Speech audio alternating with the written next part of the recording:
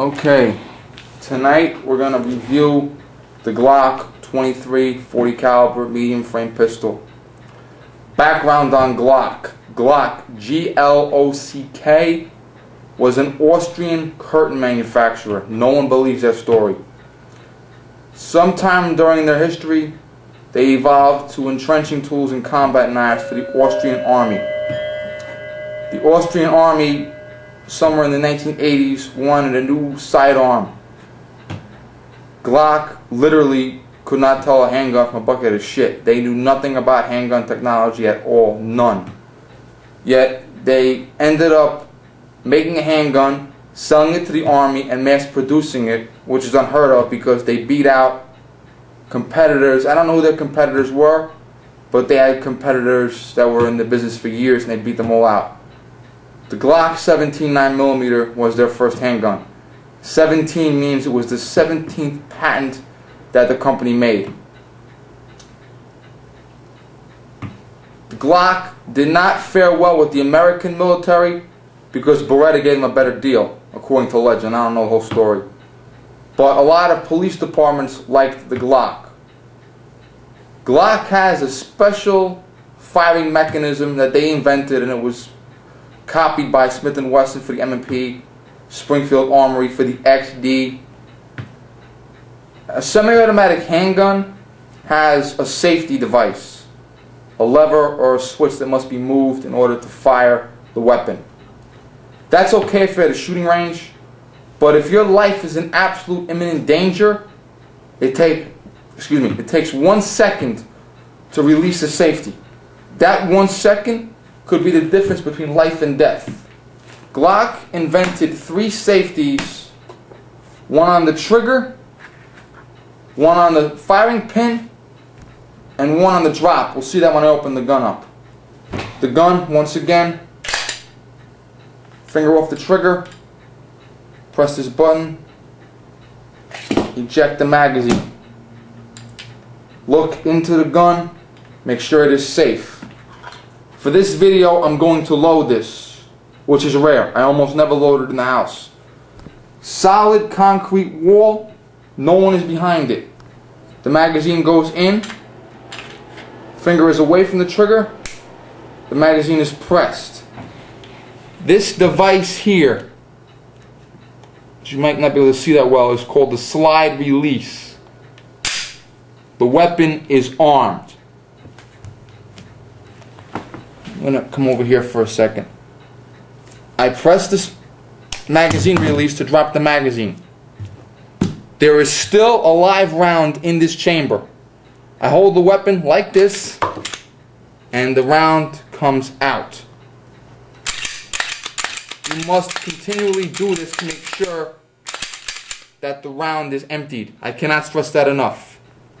Finger is always away from the trigger area, always like that.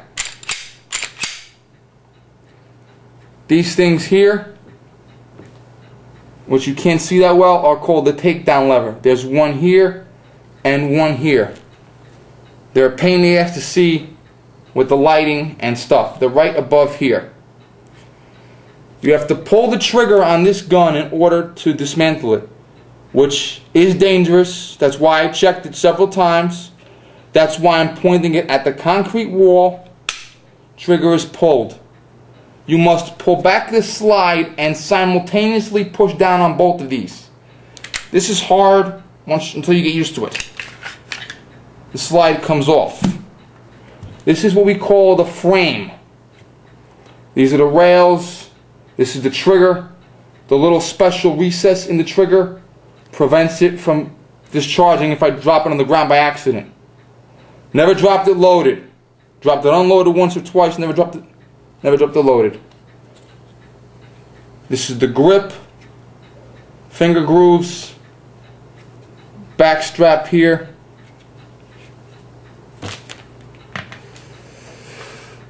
This is the slide.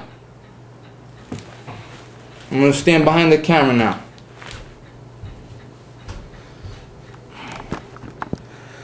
Show this more effectively. In order to release this, I put my thumb here and press. This is the recoil spring, and recoil spring guide rod. This keeps knocking back when you fire the trigger, and the bullet, empty casing, is ejected out the ejection port. This is the barrel. This thing here is the barrel link. The barrel releases itself, and the barrel comes out. This thing here, this gray button that I'm holding, is the firing pin safety. This bar here is the drop safety. This ejection port is where the empty casing comes out of. To reassemble the weapon, I take the barrel, reinsert it into the gun, like so. Hands are greasy as hell right now. Barrel link. Once again, recoil spring. This button here, this thing coming out, goes out the outside of the gun. This little hole faces the inside of the gun. This little hole right there above the barrel, above the muzzle, I insert it in and I press down.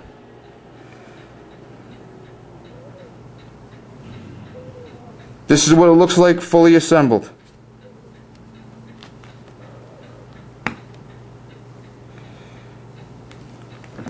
Take slide, take the back,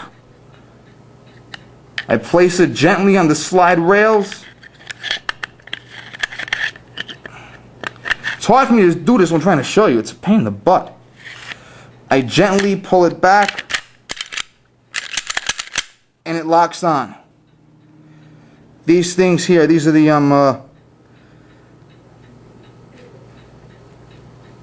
takedown levers I was telling you about. See it? That's one there, and that on the other one. And this special switch there is the trigger safety. I take the empty magazine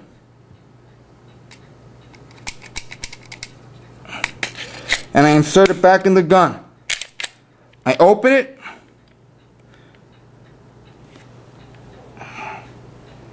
and I make sure that it is safe, in parentheses.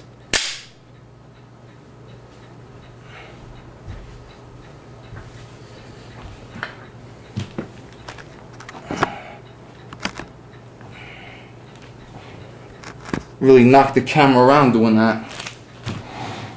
So, full magazine, I kept it away from my view. I put the last round back in the chamber, which is extremely tight. Pain in the ass.